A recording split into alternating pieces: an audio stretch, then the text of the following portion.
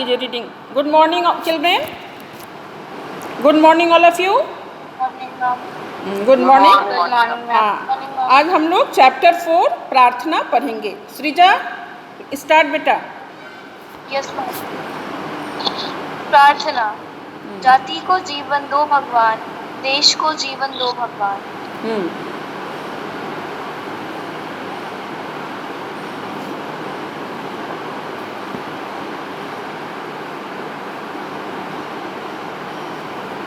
चलो बोलो सृजा, तुम्हें अनम्यूट कर दिए हैं। चलो सृजा। जाति को जीवन दो भगवान, हाँ। देश को जीवन दो भगवान। आशा का अंकुर उपजा दो, परहित का पीयूष पिला दो। सेवा का सन्मार्ग सुझा दो, साहस का सोपान। जाति को जीवन दो भगवान, देश को जीवन दो भगवान। हाँ। प्रेम एकता का वर दो, ज्ञान उजाला घर घर कर दो। कूट कूट हृदयों में भर दो, स्वाभिमान सम्मान। जाति को जीवन दो भगवान, देश को जीवन दो भगवान। दलितों को अधिकार दिला दो, बिछड़ों को फिर गले लगा दो। भेदभाव का भूत भगा दो, हो सब लोग समान। जाति को जीवन दो भगवान, देश को जीवन दो भगवान। देशभक्ति की ज्योति जगा दो, धर्म धाम का द्वार दिखा दो। कर्मवीर बनना ला दो, कर दयालुता दान। जाति को जीवन दो भगवान, देश को जीवन दो भगवान। हाँ ठीक है बेटा। अब मैं बता रही हूँ सृजा प्लीज, अब मैं बता दे रही हूँ, ठीक है। अब सुनिए, हम लोग आज चैप्टर 4 प्रार्थना पढ़ रहे हैं। तो प्रार्थना, इस पाठ के माध्यम से ईश्वर से प्रार्थना की गई है कि मानव जीवन को, हे भगवान हे ईश्वर, मानव जीवन को शक्ति प्रदान करें। मानव में, मनुष्य में प्रेम की भावना जागृत करें, प्रेम एवं एकता की भावना को जागृत करें। दलितों को अधिकार दिला दो, जो दलित हैं, दबे कुचले हैं, उनका सही अधिकार, उन्हें अधिकार दिला दो। बिछड़ों को फिर गले लगा दो, जो बिछुड़ गए हैं, आपस में एक दूसरे से दूर हो गए हैं, उन्हें आपस में मिला लो, गले लगा लो। आपस का भेदभाव, हम लोग भेदभाव को मिटा दो, भगा दो। हो सब लोग समान, सारे लोग समान हों। कोई यहाँ ऊंच नीच, छोटा बड़ा, इसकी भावना किसी के मन में नहीं हो। सबों में समानता की भावना जागृत करें। जाति को जीवन दो भगवान, देश को जीवन दो भगवान। यहाँ जाति से तात्पर्य संपूर्ण मानव जाति से है। सारी मानव जाति को जीवन दो, हे भगवान उसे वरदान दो, और हमारे देश को भी वरदान दो। इसका हम लोग भाव देखेंगे। ईश्वर से प्रार्थना है कि वह मानव जाति को ऐसी जीवन शक्ति प्रदान करे जिससे कि वह स्वयं का, देश का और संपूर्ण मानव समाज का कल्याण कर सके। तो इस पाठ के माध्यम से ईश्वर से प्रार्थना की गई है कि वह मानव जाति को ऐसी जीवन शक्ति प्रदान करे जिससे कि वह अपना स्वयं का, देश का और संपूर्ण मानव समाज का, विश्व का वह कल्याण कर सके। तो इस पाठ में ईश्वर से प्रार्थना की गई है कि मनुष्य को ऐसी शक्ति, संपूर्ण मानव जाति को, हे भगवान मानव जाति को ही ऐसी शक्ति प्रदान करो कि वह अपने स्वयं का, देश का और समाज का कल्याण कर सके। अब हम लोग देखो इसका अभ्यास कार्य देखेंगे। All of you take out a pencil and write down. रिक्त स्थानों की पूर्ति करें। आशा का डैश उपजा दो, क्या होगा? अंकुर उपजा दो, क्या होगा?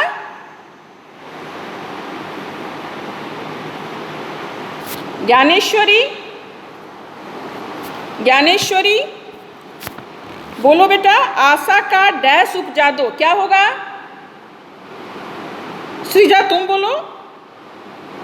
आशा का अंकुर उपजा दो, आशा का अंकुर उपजा दो। बोलो सृजा। परहित का डैश पिला दो, क्या होगा? परहित का पीयूष पिला दो। सेवा का डैश सुझा दो।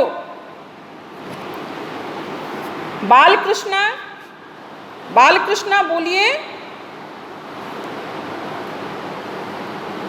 आशीष कुमार 8C, निकालिए बुक और लिखिए सेवा का डैश सुझा दो। तो सेवा का सन्मार्ग सुझा दो। प्रेम का डैश का वर दो, तो प्रेम एकता का वर दो। कूट कूट डैश में भर दो, कूट कूट हृदयों में भर दो। दलितों को अधिकार दिला दो, बिछड़ों को फिर गले लगा दो। भेदभाव का भूत भगा दो, देशभक्ति की ज्योति जगा दो और धर्म धाम का द्वार दिखा दो। धर्म धाम का छवि हेलो, छवि है? छवि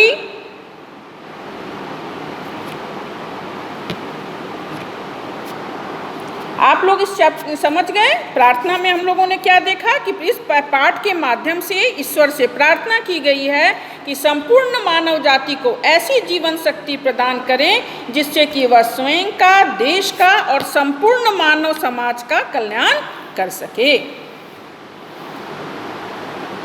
सार्थक 8D, Vatsal Singh 8A, Vedant Pathak 8D, Rikki Kumar 8D, Aditya Hansraj, Vaibhav Sinha 8B, Ayush Singh 8A। Good morning ma'am. Good morning बेटा, गुड मॉर्निंग। आप लोग थोड़ा लेट आए। हाँ, Himanshu Kumar 8C, Ayush Goyal, Shalvi 8A, Harshvardhan Chandra, Rikki Kumar, Yash Shukla. Okay, जो प्रॉपर आइडेंटिफिकेशन के साथ आएंगे मैं उन्हीं को ज्वाइन करूंगी। ये हर्षवर्धन चंद्रा किस क्लास का है, किस सेक्शन का है? उसने अपना सेक्शन नहीं लिखा है। Good morning. गुड मॉर्निंग बेटा। हर्षवर्धन चंद्रा है बेटा? Good morning ma'am. Good morning all of you, good morning.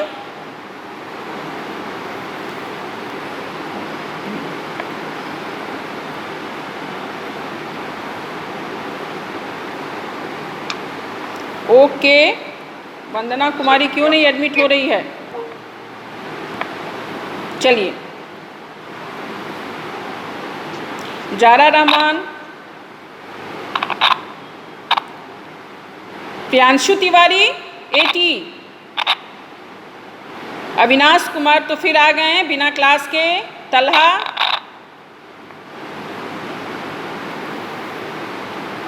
Okay. Harshvardhan Chandra अपना सेक्शन नहीं दिए हैं। Ayush Kumar 8C, okay. तलहा क्यों नहीं एडमिट हो पा रही है? आयुष 8A, सत्यम कुमार 8A, वंदना कुमारी 8C।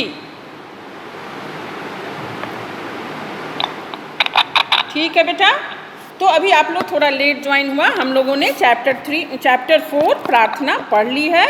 इसका भाव था, ईश्वर से प्रार्थना है कि वह मानव जाति को ऐसी जीवन शक्ति प्रदान करे जिससे कि वह स्वयं का, देश का और संपूर्ण मानव समाज का कल्याण कर सके। तो यहाँ हम लोगों ने इसका अभ्यास का जो रिक्त स्थानों की पूर्ति है हम लोगों ने कर लिया। आप लोग भी बेटा देख लीजिए। Take out a pencil and write down. आशा का अंकुर उपजा दो, परहित का पीयूष पिला दो, सेवा का सन्मार्ग सुझा दो, प्रेम एकता का वर दो, कूट कूट हृदयों में भर दो, दलितों को अधिकार दिला दो, बिछड़ों को फिर गले लगा दो, भेदभाव का भूत भगा दो, देशभक्ति की ज्योति जगा दो, धर्म धाम का हार दिखा दो। इस तरह से हम लोगों ने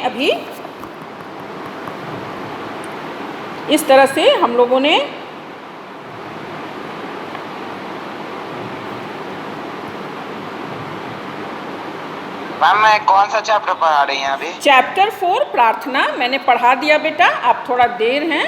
ओके, तो प्रार्थना में मेन क्या इसका था कि इस पाठ के माध्यम से ईश्वर से प्रार्थना की गई है इस पाठ की कि वो संपूर्ण मानव जाति को ऐसी जीवन शक्ति प्रदान करें जिससे कि वह स्वयं का, देश का और संपूर्ण मानव समाज का कल्याण कर सके। जाति को जीवन दो भगवान, यहाँ जाति से तात्पर्य मानव, संपूर्ण मानव जाति से है। देश को जीवन दो भगवान, हमारे देश को भी ऐसा जीवन दो, शक्ति दो जो हमारा देश आगे बढ़े।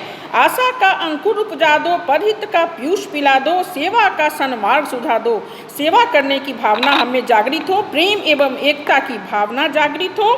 दलितों को अधिकार दिला दो, बिछड़ों को फिर गले लगा दो। जो दलित हैं, है ना, बिछड़े हुए हैं, दबे कुचले हैं, उन्हें उनका अधिकार दिला दो। देशभक्ति की ज्योति जगा दो, धर्म धाम का द्वार दिखा दो। हे ईश्वर, संपूर्ण मानव जाति को, संपूर्ण मानव जाति में अपने देश के प्रति भक्ति की भावना जागृत कर दो और धर्म धाम का द्वार दिखा दो। तो इस तरह से हम लोगों ने इसका अभ्यास कार्य भी देख लिया। इसमें रिक्त स्थानों की पूर्ति करना है। तो आशा का अंकुर उपजा दो, परहित का पीयूष पिला दो, सेवा का सन्मार्ग सुझा दो, प्रेम एकता का वरवर दो, कूट कूट हृदयों में भर दो। दलितों को अधिकार दिला दो, बिछड़ों को फिर गले लगा दो, भेदभाव का भूत भगा दो, देशभक्ति की ज्योति दिखा दो एवं धाम का हार दिखा, धर्म धाम का हार दिखा दो। चलो अब टर्न पेज एंड सी। हाँ बेटा, आप नैतिक शिक्षा पढ़ा रही हैं ना? हाँ बेटा, इतना देर के बाद आपको समझ में आई। मैं इसके बाद संस्कृत पढ़ाऊंगी अगले क्लास में। मेरे नैतिक शिक्षा के बुक में मैम चैप्टर 4 में गीता के 2 श्लोक हैं। Yes ma'am. क्या है गीता? Yes ma'am. अच्छा, प्रार्थना आप लोगों का किस चैप्टर में है? मैम प्रार्थना नहीं है मैम। प्रार्थना हम लोग का नहीं। यस मैम नहीं है। ओके बेटा, तो आप चैप्टर 5 गायत्री मंत्र का प्रभाव। अच्छा एक मिनट, गायत्री मंत्र का, गायत्री जप का प्रभाव है। चैप्टर 5 है। हाँ तो ठीक, हाँ तो ठीक है, निकालिए चैप्टर 5 गायत्री जप का प्रभाव। गायत्री की महिमा। Thank you ma'am. हाँ, गायत्री की महिमा। गायत्री मंत्र क्या है? ओम भूर्भुवस्सुः तत्सवितुर्वरेण्यं भर्गो देवस्य धीमहि धियो यो न प्रचोदयात्। देखो बेटा, गायत्री, आपको जो पूछना हो ना बेटा बाद में पूछिएगा, अभी पहले सुन लीजिए। ओके ठीक है। आदित्य हंसराज 8B आप ही रीडिंग डालिए। गायत्री जप का प्रभाव चैप्टर 5। इसमें सबसे पहले गायत्री की महिमा, उसमें गायत्री मंत्र दिया हुआ है। ओम भूर्भुवस्सुः तत्सवितुर्वरेण्यं भर्गो देवस्य धीमहि धियो यो नः प्रचोदयात्। हाँ बेटा बोलिए, बोलिए बेटा, क्या बोलना है? गायत्री जप। हाँ, तो इस गायत्री मंत्र को क्या कहा जाता है? इस गायत्री मंत्र को सार्थक HD। ओके रीडिंग डालिए बेटा। सार्थक स्टार्ट।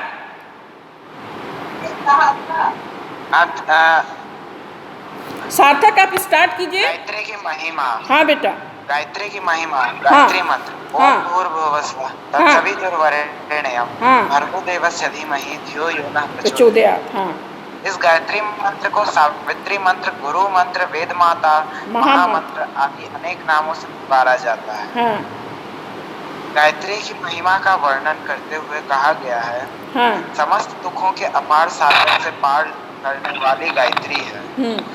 इसलिए इसको पाप निवारणी, दुख हारिणी, त्रिलोक तारिणी कहते हैं। हाँ, महर्षि दयानंद सरस्वती ने इसका शब्दार्थ इस प्रकार किया है। ओम यह परमेश्वर का निज नाम है। भू जो प्राण का भी प्राण है। भुव सब दुखों को छुड़ाने हारा। स्व स्वयं सुख स्वरूप और अपने उपासकों को सब सुखों की प्राप्ति कराने हारा। उस सवितु सब जगत की उत्पत्ति करने वाले, सूर्य आदि प्रकाशकों के भी प्रकाशक, समग्र ऐश्वर्य के दाता, देवस्य कामना करने योग्य, भर्ग। देखो बेटा, ओम, यहाँ पे मैं थोड़ा सा व्याख्या कर दूं, 1 मिनट सार्थक। ओम यह परमेश्वर का निज नाम है। भू जो प्राण का भी प्राण है। भुवः जो सब दुखों को हरने वाला है, दूर करने वाला है। स्व माने स्वयं सुख स्वरूप और सब सुखों को प्राप्ति कराने वाला है ना। एवं यहाँ पे जो दिया है तत्सवितुर, तत्सवितुम, यहाँ तत्सवितुम, यहाँ जो है सवितुम, सब जगत की उत्पत्ति करने वाला है। उसके बाद भर्गो का क्या मीनिंग है? सब क्लेशों को दूर करने वाला है। तो इस और उसके बाद है धियो यो न धीमहि, धीमहि मीन्स धारण करें, धियो यो न प्रचोदयात्, माने हम इतने जो हैं ओम भूर्भुवः स्वः, ईश्वर का निज नाम, जो प्राणों के भी प्राण हैं, सब दुखों को दूर करने वाले हैं, सब सुखों को प्राप्त कराने वाले हैं, सब क्लेशों को दूर करने वाले हैं, ऐसे धीमहि इनको हम धारण करें। ठीक है, अब नेक्स्ट पेज में आ जाओ बेटा, सेकेंड पैराग्राफ। गायत्री मंत्र का जप करते हुए उपासक को अंदर यह भावना रखनी चाहिए कि सर्वशक्तिमान सत्य स्वरूप शक्ति के आदि स्रोत आनंद में भगवान के ध्यान से मुझे भी आनंद, ज्ञान, शक्ति, सत्य, शांति आदि की प्राप्ति हो रही है। अर्थात क्या है, गायत्री मंत्र सिर्फ ऐसे ही नहीं पढ़ना चाहिए, गायत्री मंत्र हृदय से पढ़ना चाहिए। हृदय से पढ़ाया जाए गायत्री मंत्र जो होता है उसका वही फल देता है। गायत्री मंत्र का जप तभी फलीभूत होता है जब पहले इसके अर्थ हृदय में हम धारण करें कि गायत्री मंत्र है क्या, है ना, उसको धारण करें। गायत्री मंत्र महामंत्र, गायत्री मंत्र को महामंत्र भी कहा जाता है, इसलिए इसको पाप निवारणी मंत्र, दुख हारणी मंत्र, त्रिलोक तारणी मंत्र, सब गायत्री मंत्र को कहा जाता है। ठीक है बेटा, उसके बाद इस पैराग्राफ में आइए, थर्ड। जिस प्रकार परमात्मा अपनी सविता शक्ति द्वारा सुप्त प्रकृति को प्रेरणा करके सृष्टि को रच देता है, इसी प्रकार परमात्मा को सविता नाम से पुकारने वाले साधक का भी कर्तव्य हो जाता है कि वह अपने आप को और दूसरों को प्रेरणा करके अज्ञानता को दूर करे। गायत्री का जप कब कब करना चाहिए? तो गायत्री का जप प्रातः स्नान करने के पश्चात तथा रात्रि में सोने से पूर्व, है ना, करना अधिक उपयोगी है। जप का स्थान पवित्र एवं शांत होना चाहिए। और महर्षि दयानंद जी के गुरु बिरजानंद गायत्री मंत्र के जप से ही उन्हें सिद्धि प्राप्त हुई थी। और महात्मा आनंद स्वामी गायत्री मंत्र के जप से ही उनकी जीवन काया पलट गई।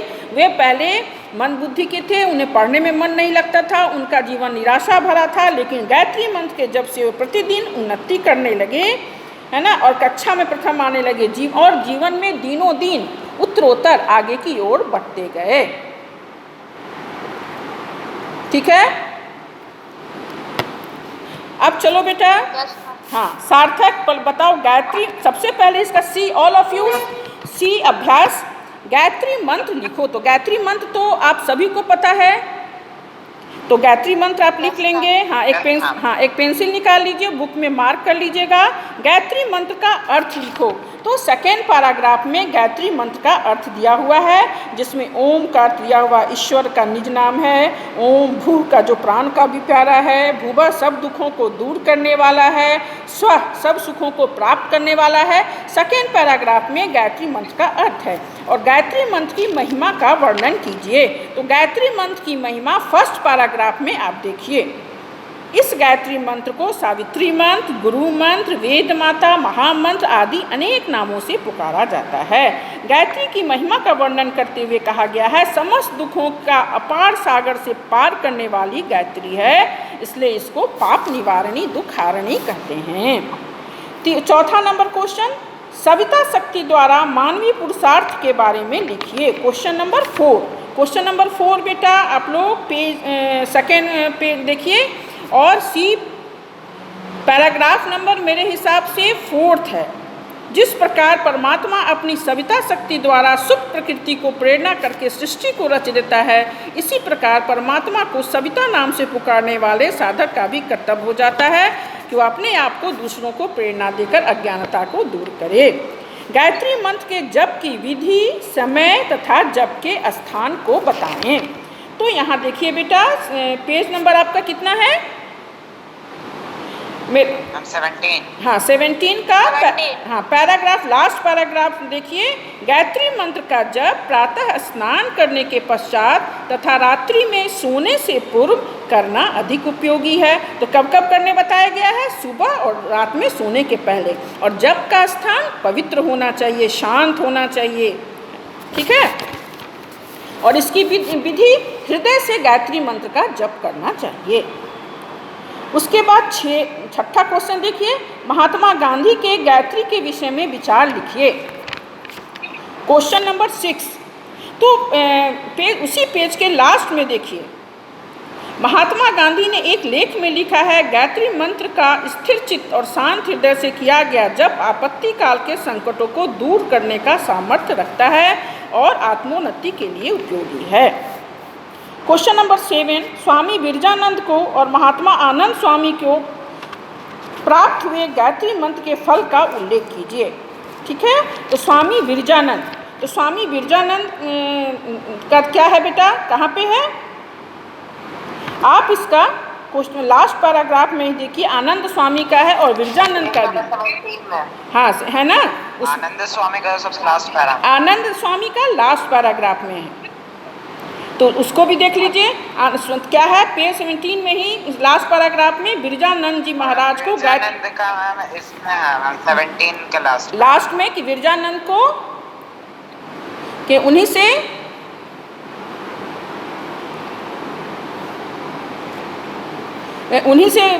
क्या थी, सिद्धि मिली थी। गायत्री मंत्र के जब से ही सिद्धि प्राप्त हुई थी। और आनंद स्वामी का की भी जीवन की काया पलट हो गई थी। पहले वे मन बुद्धि थे, उन्हें पढ़ने में मन नहीं लगता था, लेकिन जब से वे गायत्री मंत्र का जाप करने लगे, उनकी काया पलट हो गई और प्रतिदिन उन्नति करने लगे, कक्षा में प्रथम आने लगे, जीवन में आगे ही बढ़ते गए। तो इस तरह से हम लोगों ने गायत्री जप का प्रभाव पढ़ा। और प्रार्थना इस नए बुक में आप लोगों का नहीं है ना? अच्छा, चैप्टर 4 में आप लोगों का क्या है? मैम गीता के 2 श्लोक। गीता के 2 श्लोक, ओके।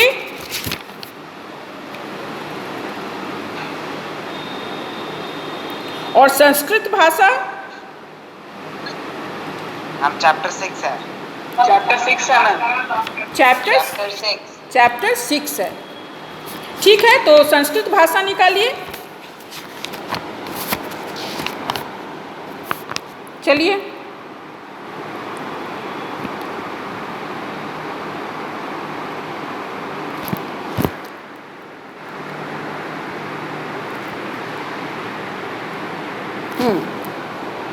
चलिए, संस्कृत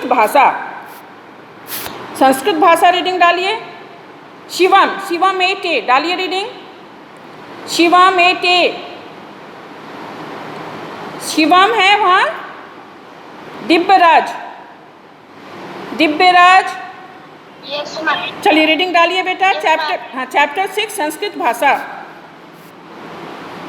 हमारा प्राचीनतम साहित्य जिस भाषा में लिखा गया है उसका नाम है संस्कृत भाषा। देववाणियाँ या सुर भारती संसार की समस्त परिष्कृत भाषाओं में संस्कृत बोलने और लिखने वालों ने संस्कृति तथा सभ्यता का निर्माण किया है। भारत की आधुनिक भाषाएं संस्कृत भाषा से ही निकली है। संस्कृत का मौलिक अर्थ है संस्कार की गई भाषा। भाषा के अर्थ में संस्कृत का प्रयोग वाल्मीकि रामायण में पहल मिलता है, जब भाषा का सर्वसाधारण में प्रचार कम होने लगा और पाली तथा प्राकृतिक भाषाएं बोलचाल की भाषाएं बन गई, तब जान पड़ता है विद्वानों ने प्राकृतिक भाषा से भेद दिखलाने के लिए इसका नाम संस्कृत भाषा दे दिया। संस्कृत और भारतवासियों का माता और पुत्र का संबंध है। संस्कृत भाषा सारी भाषाओं से प्राचीन है, अतएव संस्कृत अन्य भाषाओं अच्छा, जननी अब है। 1 मिनट बेटा, 1 मिनट। अब मैं बता रही हूँ, संस्कृत भाषा जो है हमारी प्राचीनतम भाषा है ना। संस्कृत दो शब्दों के मेल से बना है, समझो कृत, तो इसका अर्थ होता है संस्कार की गई भाषा, है ना। सबसे प्राचीनतम साहित्य जिस भाषा में लिखी गई है वो उसका नाम है संस्कृत भाषा, जिसे देववाणी और सुर भारती कहते हैं। संसार की समस्त प्रकृत भाषाओं में संस्कृत ही सबसे प्राचीन है ना। इसलिए संस्कृत का मौलिक अर्थ है संस्कार की गई भाषा। भाषा के अर्थ में संस्कृत का प्रयोग वाल्मीकि रामायण में सबसे पहले मिलता है। ऐसे बोला जाता है संस्कृत और भारतवासियों का माता और पुत्र का संबंध है। क्यों? तो संस्कृत भाषा सारी वेटिंग रूम देखिए। हाँ, वेटिंग रूम ठीक है बेटा, मैंने देख लिया है। जो बच्चे अपने आइडेंटिफिकेशन के साथ नहीं आए हैं उनको मैं एडमिट नहीं करूँगी, ठीक है। जो आ रहे हैं उनको मैं कर रही हूँ, ठीक है। तो क्या हम संस्कृत भाषा सबसे प्राचीनतम भाषा है, इसलिए संस्कृत को हम लोग बोलते हैं सभी भाषाओं की जननी है। संस्कृत सभी भाषाओं की जननी है। तो संस्कृत और भारतवासियों को माता और पुत्र का संबंध बताया गया है। क्यों? क्योंकि संस्कृत जो है सभी भाषाओं से प्राचीनतम है, सबसे प्राचीन है, इसलिए भारतवासियों का माता और संस्कृत से माता और पुत्र का संबंध संस्कृत को माता बताया गया है। अब इसी तरह से जैसे देखो अगले पेज में देखो, गुरु गोविंद सिंह जी संस्कृत के बहुत बड़े भक्त थे। उन्होंने अपने कुछ शिष्यों को संस्कृत पढ़ने काशी भेजा था। उनका 10वां ग्रंथ यद्यपि हिंदी में है, किंतु संस्कृत के ज्ञान के बिना है ना उसे पढ़ पाना संभव नहीं है। संस्कृत जानने वाले को विश्व भर की विशेषता भारत की किसी भी भाषाओं को सीखने में दूसरों की अपेक्षा कम समय लगता है, ठीक है।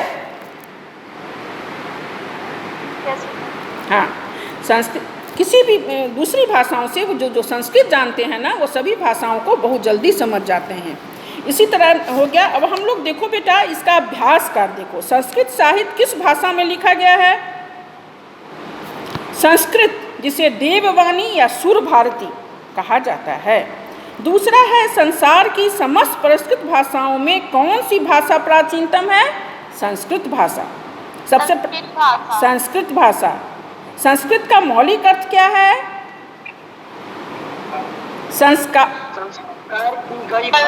की भाषा। वेरी गुड, संस्कार की गई भाषा। संस्कृत भाषा और भारतवासियों का माता और पुत्र का संबंध बताया गया है। क्यों? क्योंकि संस्कृत भाषा सभी भाषाओं से प्राचीन है और संस्कृत प्राचीनतम भाषा है, सबसे प्राचीन है, इसलिए संस्कृत को सभी भाषाओं की जननी कहा गया है। इसलिए संस्कृत भाषा और भारतवासियों में माता पुत्र का संबंध बताया गया है। संस्कृत साहित्य के किन्हीं 2 ग्रंथों और उनके लेखक के नाम बताइए। दे दो रामायण, दे दो वाल्मीकि, है ना, महाभारत, हाँ, कौटिल्य, वेरी गुड।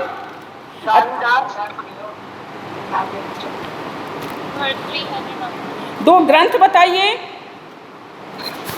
कुमार संभवम, रामायण जो कि वाल्मीकि, हाँ ठीक है, ओके। अब देखिए हमें संस्कृत भाषा का अध्ययन क्यों करना चाहिए? क्योंकि संस्कृत भाषा जो जानता है उसे सभी भाषाओं को सीखने में आसानी होती है। गुरु गोविंद सिंह जी ने संस्कृत को क्या दिया है? गुरु गोविंद सिंह ने संस्कृत क्या दिया है? गुरु जी के संस्कृत प्रेम के कारण ही प्रत्येक सिख रियासत में संस्कृत की निःशुल्क पाठशालाएं चलती रही। पेज नंबर 20 का 3rd पैराग्राफ देखिए। गुरु गोविंद सिंह संस्कृत के बड़े भक्त थे। उन्होंने अपने कुछ शिष्यों को संस्कृत पढ़ने काशी भेजा था। उनका 10वां ग्रंथ यद्यपि हिंदी में है, किंतु संस्कृत के ज्ञान के बिना उसे नहीं पढ़ा जा सकता है ना। ये हो गया संस्कृत किनकी भाषा है? मानव मात्र की भाषा है, किसी हाँ पूरे मानव समाज की, मानव मात्र की भाषा है। क्या संस्कृत भाषा विश्व भाषा बन सकती है? पेज 21 के लास्ट में देखिए, संसार के विद्वान यह मानने लगे हैं कि कंप्यूटर के लिए भी सबसे सरल और उपयुक्त भाषा संस्कृत ही है। यदि ऐसा हो जाए तो संस्कृत आज भी विश्व भाषा बन सकती है। ओके बेटा, ठीक है बेटा।